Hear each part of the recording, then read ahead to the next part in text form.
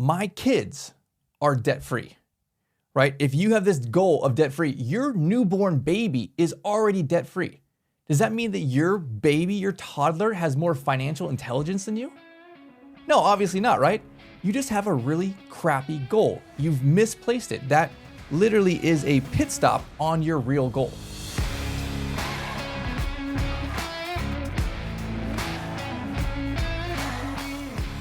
Welcome back to The Donkey and the Bee, where men are jackasses and women are biatches.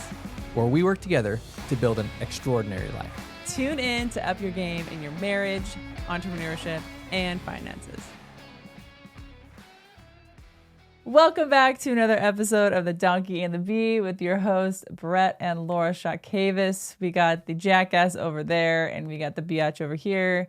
That is why we're called The Donkey and the Bee. We're working together. We're two imperfect people creating a imperfect life together, but it's perfect for us.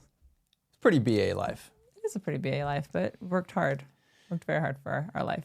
Yes. So how two people who may be opposite can work together for common goals and build an amazing life together.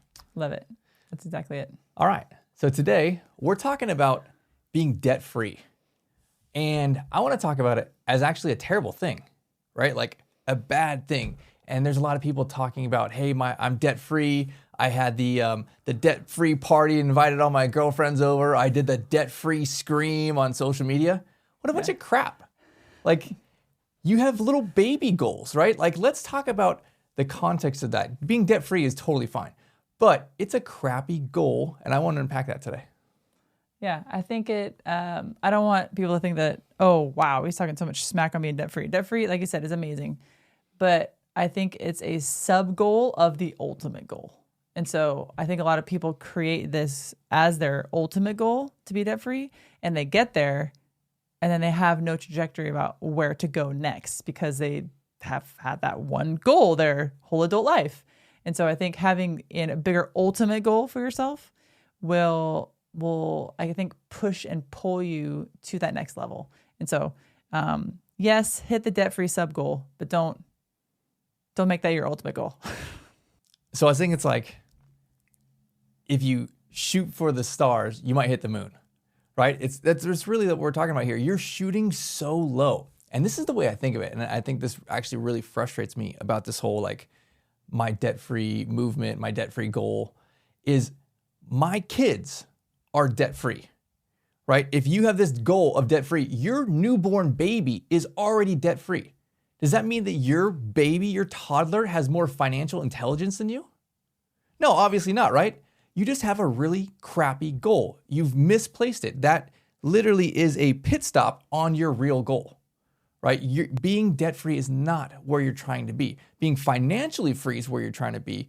It's, maybe a midpoint towards that journey, or maybe it's, on the front side. But nonetheless, people are setting themselves up for mediocrity. And okay, you can be debt-free and you can still be poor and have no retirement. And I mean, heck, homeless people are debt-free, right? Like, that's a crappy goal. And I think that it needs to be said. Maybe it's a little blunt, but nonetheless, like, why are people saying, hey, here's the finish line? That's not the finish line. That's actually the starting line. You got to where a newborn is. Congratulations, sir. You've done nothing, right? Like, get your butt in gear, give yourself a bigger goal, and get your butt to work. Most people probably don't understand what financial freedom is. And even if they did understand it, I think that they have a lack of self-belief within themselves to actually achieve that. So I think it's when we create goals, we create goals that are scary, that like are really intimidating, and they're so big that we literally call them hairy and scary monsters because like they're supposed to be. But I think most people don't want to create those big goals because then they think they can't achieve them. And financial freedom, I don't think is a huge, scary goal, but I think perspective-wise, 10 years ago, I thought it was a big, scary goal. So I think many people don't even want to say it or even write it down because they're scared they're not going to achieve it. And so I think that's why they kind of lower the bar for themselves just to hit that debt-free goal. Yeah, but I think they are literally self-sabotaging themselves. They are. And that's what I want to talk about today, because ultimately you give yourself this goal and you think, hey, I have this great goal. I'm going to pay off my credit cards and my student loans. That's actually a good thing, right? But that's not the finish line. That's actually where you're starting. So let's identify like a real goal, right? What is my financial freedom number? How do I get to this place where I can retire early if I like, where I can live a life of abundance? And it's not being debt free, right? You may actually be debt free, but you may not be and be financially free. Most of the wealthiest people alive have a ton of debt, right? There's a difference between good debt and bad debt. And you can be, we're debt free, but we have tens of millions of dollars of debt, right? And I think there's a difference there because we only have good debt. We have no bad debt. There's no credit card debt. There's nothing like that, right? We only have mortgages that are on cash flowing properties, things that are on the asset side, not on the liability side. Every single month, they make us money. And that's good debt. We are leveraging the system to grow our wealth and become financially free. We came financially free by using debt, not by not using debt, right? Like you would kind of never get there if you didn't use debt. So I think it's such an interesting thing that people talk about. One, being debt free, and then two, that really wealthy people use debt as a tool to get to the real goal of financial freedom. So we're here to educate and to open our lives to our listeners. And so I want to educate our listeners on what financial freedom is, because there may be some people out there being like, okay, I've heard the term before, but I don't know what that means, first of all, and I don't know what it means for me personally, second of all. So what would you say financial freedom is? So everyone will have a different financial freedom number, like how much income they actually need to support their lifestyle. But the principle of what financial freedom is and how it actually works is the same for everybody. So I would define it in this way. It is the ability to financially live indefinitely into the future. If you stopped working today, how many days could you live into the future until you ran out of money? And if you ran out of the money at the end of the month, that's your whole run right there.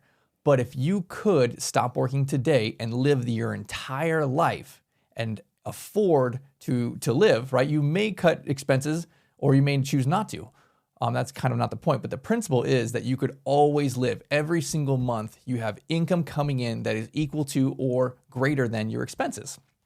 So that's something that everyone can achieve. It is a different number for everyone. It's simply, hey, do I need to bring in $5,000 a month or $10,000 a month or $20,000 a month? Or maybe I'm cutting my expenses back way down and I have, some type of government support. So I only need $1,500 a month and I can do everything I want. Perfect, right? That's for you to decide. But it's essentially, this is the goal, right? Not to become debt free. It's how do I work a system? How do I create a plan and identify, here's my number, right? If I'm spending $5,000 a month and that's what it costs me to live, can I just replace my income? And that's a term I really like to use. I think it's the simplest way to understand financial freedom is how do I replace my income? If you are working now for the man and you don't like your job and you wanted to have that freedom of opportunity, it's a simply just how do I replace this income? And for us, it was real estate, right? We talked about good debt and bad debt. We talked about how we saved money, we split, we had sacred accounts, and then we learned a niche. We learned real estate. We bought cash flowing properties that we paid the debt every single month, right, to the bank, and then we had an excess of money. And when we started out, that excess was really small, only a couple $100, but time happened and time had appreciation and we paid down the debt also. And then all of a sudden, the couple $100 started growing and growing. And then we had properties that were spinning off $1,000 and then doing some bigger deals that were spinning off $10,000+ per deal. And as we continue to educate ourselves and learn more about these things, it was like a snowball to now where it's like, hey, we have way more money than we spend every single month. And from that perspective, we hit our financial freedom number, right? Here's what we spend every month. How do we replace it? And I think that's the simplest way to say it. Here's how you take action steps towards it.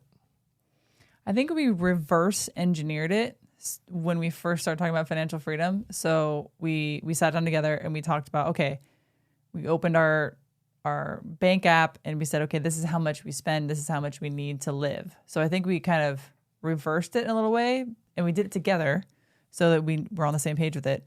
And I think I don't know what the number was that we came up with. Like it was 5 years ago or so. It might've been like $8,000 a month or something like that.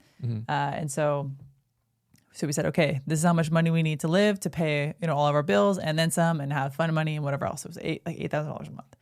And so then we said, okay, how do we get $8,000 a month? And I think we looked at all of our properties that we had and we said, oh, well, look, we're making abundantly more than that. Like, I guess we're financially free. That's what we said. I remember like, oh, okay. Yeah. Like, we didn't even, I don't want to say we stumbled upon it, but like we obviously planned, but we just didn't sit down. We didn't have a party. No. We didn't do a debt-free scream. We didn't do debt-free scream. No, it was we looked at our numbers and like, hey, babe, did you know that we're technically financially free? Yeah. I know. She's like, no. I'm like, oh, well, yeah, we are. Yeah, here's this list. Here's all our properties. Here's the cash flow. This is more than we spend every month. Exactly. And she's like, oh, cool. Yeah. And then it was like, well, what do you want to do? Do you want to retire? And like, no. What are we going to do? I don't know. Be bored? No, I guess we're going to keep working, right? Exactly. We're going to keep using the skill set that we took to get here. So I think this is actually an interesting point, is that people come at this goal and they're like, hey, I'm going to get this financial freedom. I'm going to retire early. I'm going to do this whole, people call it like the FIRE movement. And I think it's interesting because a lot of people get here, right? What it takes to get here, the person you have to train yourself to become. Once you get there, you've trained yourself to become something that early retirement is really not. Like the richest people in the world keep working obsessively because they love it, right? They're really good at it. For you to get to that financial freedom finish line, you've built some skills. You had to like literally change yourself into this person that can do it. And that person is a very disciplined, hardworking, determined person that you have to become. And then once you become that person, you don't really turn it off. Yeah. So it's kind of interesting because you get there a lot quicker than you think you will because you've transformed yourself along the way. And then it's like, well, crap, like I thought it would be great to, rent a condo in Hawaii and just sit on the beach all day. But no, that's not what I want to do anymore. Right now, I'm a very disciplined, driven person, and I'm just going to up my goals. And you know what? I'm leaving my financial freedom number way back there in the dust. And now I'm going to create this other number, and it's just like, let's see how big I can build, right? That's my new number. Like, what cool things can I do? And I think that's the kind of trajectory that we're on now. Well, we created the habits, I think, that have gotten us to where we are now. The habits of, not spending money. We don't really spend excess money. We don't really, I don't know, we buy Target shirts and like, I don't know, we're not really expensive people. So I think that kind of helped along the journey. We love self-educating ourselves and pushing ourselves mentally. We love to work out and push ourselves physically. We love to read our Bibles and pray and get close relationship with God. And so I think like those habits have created us individuals to not just hit a number and then sit on our butts. Like, I feel like we wouldn't be contributing to society if we did that. I think that actually that'd be really selfish for us to do, because I think we have all these skills and abilities that can be utilized to better society and better our culture and better our community. And to not step into that is super selfish, because we would inhibit ourselves to help so many other people. And so it's just not in our blood to really do that. Don't get me wrong. I love sitting on the beach and like hanging out, but like only for a couple days. And then I'm like, all right, let's get back to work. But I want to distinguish, this is who we transformed ourselves into over this journey of over 10 plus years since we made that commitment. When we first got into this, right, we were in our late 20s or something like that. We were working, in the restaurant industry, staying up late, drinking a lot, and just farting around, right? Like, we didn't have those skill sets, that discipline. We were not that person. We started this journey because we really wanted to sit on our butt and do nothing. We're like, okay, well, we have to put in this hard work for 10 years, then we'll be able to do that. Not knowing that we had to transform ourselves into something different who didn't appreciate sitting on their butt and doing nothing, right? Now it's just like, oh, well, I guess I just have to keep going because that's who I became now. Yeah, exactly. So if you're listening to this and then you say, okay, well, you know what, Brett, that's fantastic for you and Laura. I don't have financial freedom. I don't have, debt free, right? Then go through this exercise And first and foremost, list out your debts, right? And good debts, bad debts, right? Your mortgage, that's probably a good debt. I would consider that good debt. Maybe even your vehicle sometimes if it's taking you to work and things like that, but if it's not an excessive like $100,000 truck or something like that. But here's my bad debts. I need a system to pay these things off. And then it's really just getting a plan. What is my financial freedom number? What is that number that I spend monthly that I need to replace? And then from there, learning a niche. How can I earn income that comes in monthly that can match that number, right? And we did it real estate. There's lots of different ways you can do these things, right? You can look at the stock market. You can look at 100 different things, but you have to make that commitment, know where your financial freedom finish line is. It's not the debt-free line, right? Like that's where you're born, right? You need to grow up and graduate. That's the financial freedom finish line. And then just start getting around other people, books, podcasts, events, people who are doing these things, people who have already done it, and then just follow the path of people who've already been successful. That's ultimately all we did. We actually paid coaches to teach us how to do it. Here's a system, right? We paid for speed. We got there real quick because we followed somebody ahead of us. And I would just say, do the same thing. You know, there is a Bible verse that says, without a plan, people will perish. And when you said get a plan, I got a visual in my head, and I wanted to share the visual with y'all because maybe you're visual people as well. I think of a boat on a beach, right? And it's about to set sail. And I don't know why I see Columbus on the front of this boat, and he's got his what is it? Telescope. The telescope. He's got his telescope, and he's like one leg up on the boat, and he's looking. He's got his plan, right?